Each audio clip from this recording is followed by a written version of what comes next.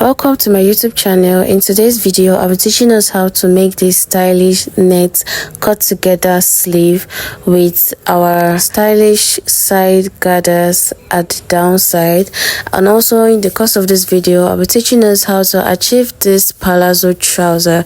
So if you're interested in this kind of video, please hit on the like and subscribe button so you can get notified whenever I post videos like this.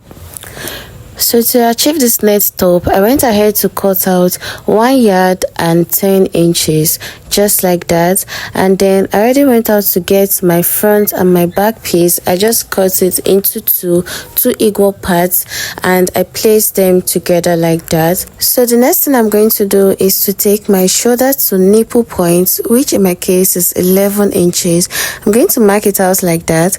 Then after that, I'm going to take my full length measurement, which is just what I want, 28 inches. Then I'll take my half up measurement, which is my shoulder to waist measurement, which is 17 inches in my case.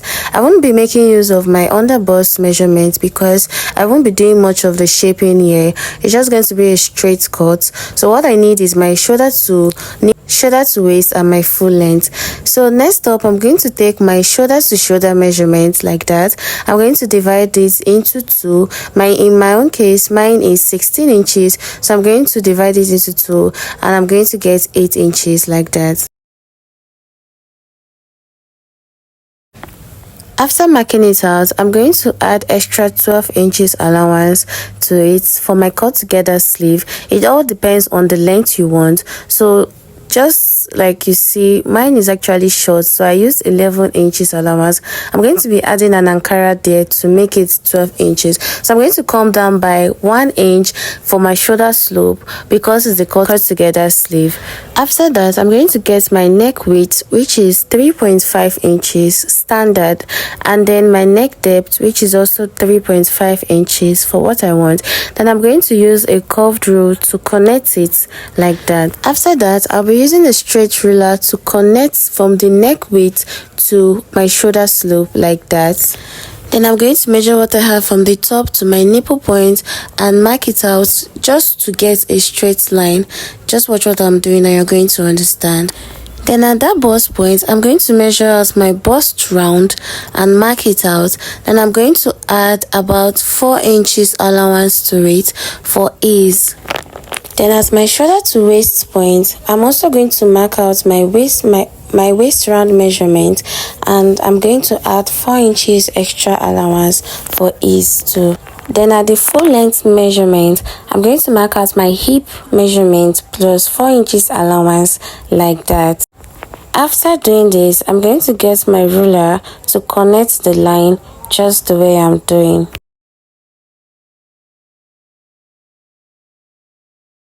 Once I'm done connecting the line, the next thing I'm going to do is to make a slight from the armhole to the under bust point, just like that.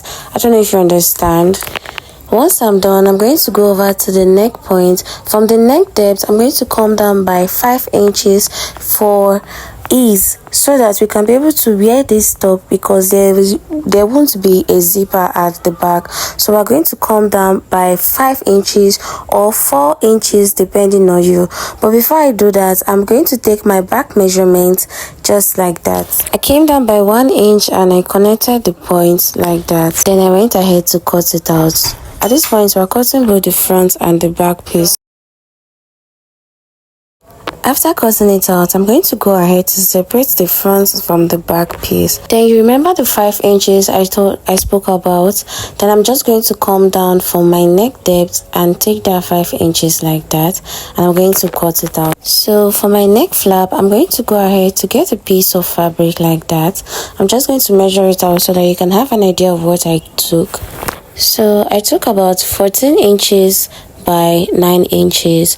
But in your own case, please make yours longer. Use about 14 inches by 14 inches or 14 inches by 12 inches so that it can be long enough. Mine, I had shortage of materials, so I just had to work with what I had. So this is how I placed it on a fold. Then I'm going to place the front piece that is already on a fold, like I'm going to place it on it like that, and then I'm going to just pin it down a bit, arrange it very well, then pin it down. The reason why I wanted us to make use of 14 inches is because your flap is meant to be longer than that place we cut, than that 5 inches we cut. So please make use of 14 inches if you can, or 12 inches. So just arrange it out like that, pin it out, and then we're going to cut.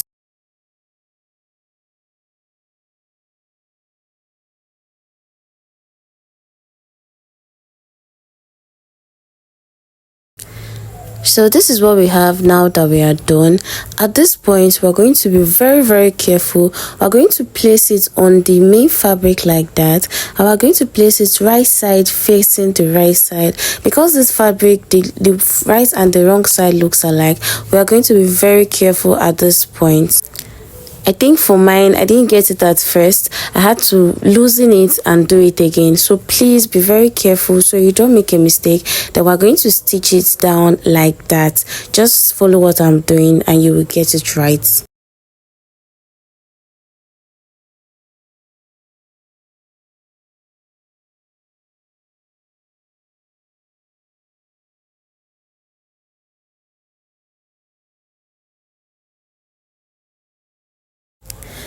Then for the back piece, I went ahead to do the same thing I did for the front piece.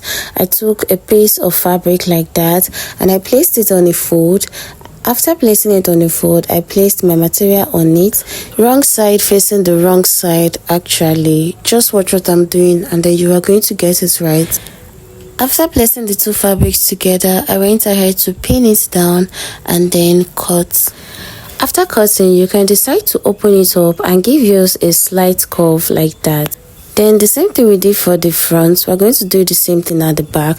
The front side facing the front side, and we're going to stitch it down just the neck points. We're going to pin it down, then we're going to stitch just the neck points like that. After stitching it, I've gone ahead to turn it over carefully like that. After turning it over, we're just going to arrange it out, get our hot iron, and we're going to steam press it just like that. Press it very well so that it can lap very well and be as flat as possible. After doing that, we're going to get our hemming gum and we're going to place it at the edge like that.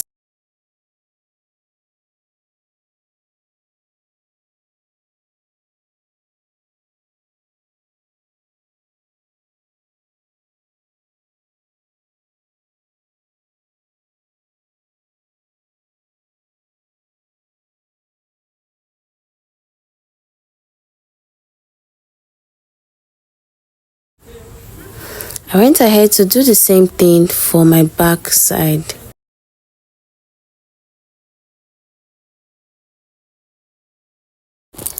So after that, this is what we have. Do you see how neat it is looking? So I'm going to get my back piece and my front piece, wrong side facing the wrong side. I'm going to pin it down like that and I'm going to sew. Please ensure that you get it the wrong side facing the wrong side. That is, the part where you have the hemming gum should be at the front and at the back. Just see what I'm doing. Then we're going to take it over to the sewing machine and sew the shoulders with 1/2 inch. Then for the design at the center, I've gone ahead to cut out my fabric and to fold it in by 1/2 inch. So what I actually have here is a square shape.